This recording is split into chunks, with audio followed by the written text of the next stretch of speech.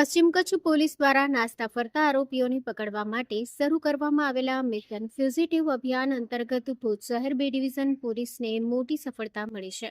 Cyber ફ્રોડના કુલ 5 જેટલા ગુનાઓમાં સંડોવાયેલ અને લાંબા સમયથી પોલીસને થાપ આપી રહેલા એક આરોપીને રાજકોટના ધોરાજી ખાતેથી ઝડપી પાડવામાં આવ્યો છે. બી ડિવિઝન પીઆઈ ડીડી સિમ્પીના માર્ગદર્શનમાં એક ખાસ ટીમ તૈયાર કરવામાં આવી હતી.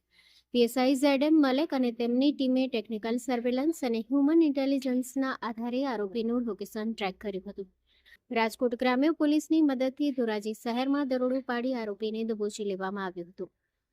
ઝડપાયેલ આરોપી મિહિર રશ્મિકભાઈ ટોપિયો, ઉંમર વર્ષ 25, રહેવાસી હીરપરાવાડી રાજાણી હોસ્પિટલ પાસે, ધોરાજી, રાજકોટ.